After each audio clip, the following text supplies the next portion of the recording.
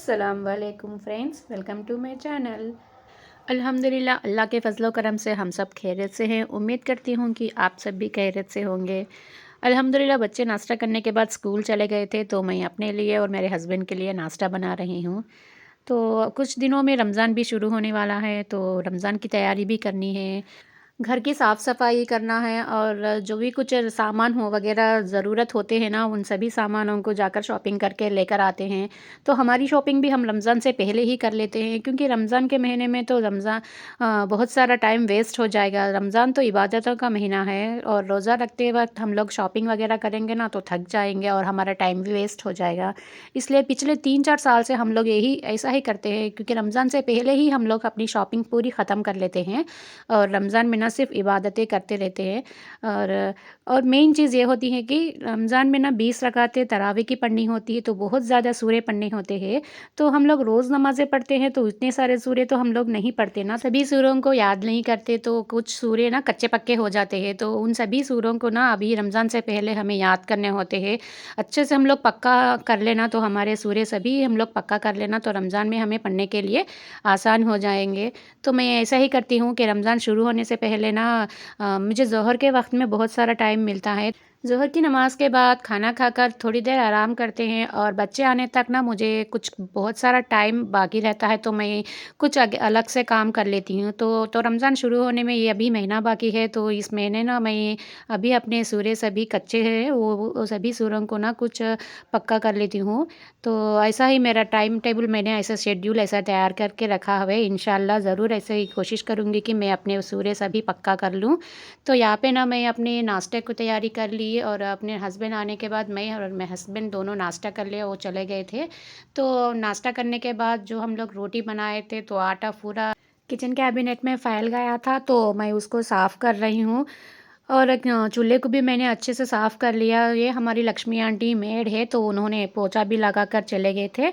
तो मैं अभी आ गई हूँ किचन में लंच प्रिपरेशन करने के लिए। अभी इस वीकेंड पे आ गए हैं, तो सब्ज़ी सब कुछ ख़त्म हो गई है, वेजिटेबल्स पूरे ख़त्म हो गए थे, कुछ-कुछ ही बचा हुआ था, तो मैंने सोचा कि ये बची-कुची सब्ज़ी है ना, सबको मिलाकर मिक्स्ड वेजिटेबल करी बना दूँगी, ऐसा समझ के मैं पकाना शुरू करी थी। लेकिन मुझे समझ में आया कि मेरे बच्चे तो वेजिटेबल्स खाते ही नहीं हैं ऐसा पकाने से, तो मैंने सोचा कि फ्रिज में थोड़ा-सा मटन बचा हुआ है, तो मैंने सोचा कि मटन को पकाकर इसमें मिला दूँगी, तो बच्चे अच्छे से खा लेंगे। मटन भी है तो इसके अंदर। तो मैंने फ्रिज में से मटन निकाली, उसको अच्छे से गला ली, अदरक लहसुन और हल्दी नमक डाल के ना कुकर चढ़ा के रख दिया और मैंने सभी वेजिटेबल्स को कट कर लेकर रख लिया यहाँ पे और मैंने पकाना शुरू कर दिया। मिक्स्ड वेजिटेबल्स होती है ना, जो सभी वेजिटेबल्स को डाल के हम लोग पकाते हैं, तो बहुत ही मज़े की बनती है सब्ज़ी। तो इसके अंदर मैं मटन भी डाल रही हूँ ना, तो और भी मज़े की होगी। तो देखते रहना कि मैं कैसे बना रही हूँ। या फिर मैंने कंकड़ी, टमाटर, ड्रम स्टिक्स और आलू, ये सभी को लिया है। सिर्फ़ मेरे पास तो यही है, तो मैंने यही पे लिया। और आप चाहो तो ना इसके अंदर और भी कुछ वेजिटेबल्स जैसे कि कैप्सिकम और कैलीफ्लावर, वैसे कि सब कुछ डाल सकते हैं। प्याज़ को अच्छे से भूनने के बाद मैंने उसमें थोड़ा-सा अदरक लहसुन मसाला डाल दिया और डालने के बाद अच्छे से भूनकर उसमें मैंने सभी सारे वेजिटेबल्स को डाल दिया और डालने के बाद थोड़ा-सा हल्दी और थोड़ा-सा नमक डालकर ना अच्छे से मिलाकर मैं उसको पकने के लिए छोड़ दूँगी। और यहाँ पर मैंने राइस को भी भिगो कर रखा था, तो राइस कुकर को मैंने ऑन कर दी। माशाल्लाह मेरे वेजिटेबल्स ना सब कुछ अब अच्छे से गल गए हैं। तो इस वक़्त ना मैं इसके अंदर गला हुआ जो गोश्त है ना हमारा मटन, इसको इसमें मिला दूँगी। देखिए कितने अच्छे से मेरे सब्ज़ी सब कुछ ना अच्छे से गल गए हैं। तो इसके अंदर मैं अभी मटन को डाल दूँगी।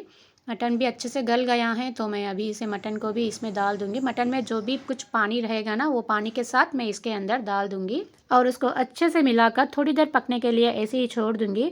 ये जो हरिया धनिया है ना, ये मैंने पिछले वीडियो में बताया था किस तरह मैंने उसको कट करके डिब्बे में रखा हुआ है। तो ये जो मोटे-मोटे काड़ियाँ है, इसके अंदर मोटे-मोटे काड़ियाँ, इसमें बहुत सारा खुशबू होता है, तो मैं इन मोटे-मोटे काड़ियों को अलग से रखती हूँ और जो पत्ता और बारीक-बारीक काड़ियाँ होते हैं, सिर्फ़ ये हरा पत्ता ही होता है, उसको मैं अलग से रखती हूँ। ये मोटे काड़ियाँ हैं ना, जो चटनी वग़ैरह हम लोग बनाते हैं, टमाटर की चटनी, अलग कुछ भी चटनी बनाओ, तो उसके अंदर हम लोग ये वाला हरिया धनिया यूज़ करेंगे, मोटे-मोटे काड़ियों वाला, तो उसकी खुशबू ना बहुत अच्छी होती है। वो डालकर पकाने से ना हमारी चटनी बहुत ही मज़े की बनती है। और ये जो हरे पत्ते हैं ना, हरिया धनिया, तो वो सिर्फ मैं ऐसे सालनों में ऊपर से डालने के लिए यूज़ करती हूँ। उसमें भी बहुत सारा खुशबू होता है ना, तो हमारे सालन बहुत ही अच्छे होते हैं। तो यहाँ पे मैंने अच्छे से गला ली गोश्त और मेरे सब्जियों को, और उसके अंदर मैं अभी डाल दूँगी लाल मिर्च, और थोड़ा-सा मैं डाल दूँगी धनिया पाउडर।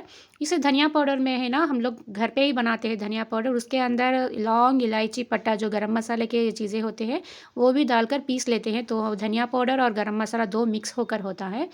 वो बहुत ही खुशबूदार होता है और मज़े का भी बहुत ही होता है सालनों में डालने से। तो मैं इसे डालकर थोड़ा-सा पानी डालकर अच्छे से मिलाकर इसे ढक्कन डालकर ऐसे ही थोड़ी देर के लिए पकने छोड़ दूँगी। तो वो जब नज़दीक आ जाएँगे ना, तो उसके ऊपर मैं हरिया धनिया छिनक कर ना, और धीमी आँच पर उसको ऐसे थोड़ी देर के लिए 5 टू 10 मिनट्स छोड़ दूँगी, और जो तेल ऊपर उठ के आएगा ना, तब स्टव ऑफ कर दूँगी। तो ऑलमोस्ट हमारी करी तो रेडी हो गई, और मेरा लंच भी रेडी हो गया यहाँ पे। तो मैंने बच्चों के लंच पैक कर दिए, और लंच पैक कर कर उनके पापा को भेज दी। माशाल्लाह मेरी सब्ज़ी तो यम्मी यम्मी दिख रही है। तो मेरा काम पूरा ख़त्म हो गया था, तो मैंने भी फ़्रेश होके आ गई, और नहाने के बाद ज़ोहर का वक़्त हो गया, तो मैंने नमाज़ भी पढ़ ली। और आज तो जुम्मा है ना, तो जुम्मे के दिन सूरह काफ़ की तिलावत करना ज़रूरी है, तो मैंने सूरह काफ़ की तिलावत भी कर ली।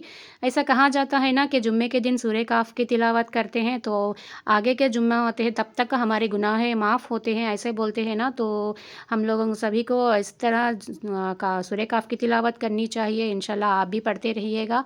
तो फ्रेंड्स, ये था मेरा व्लॉग। कैसा लगा आप लोग कमेंट कर कर ज़रूर बताना। अगर अच्छा लगा हो तो लाइक करना, और मेरे चैनल को सब्सक्राइब करना। Thank you for watching. Bye bye. अल्लाह हाफ़िज़। दुआ में याद रखना।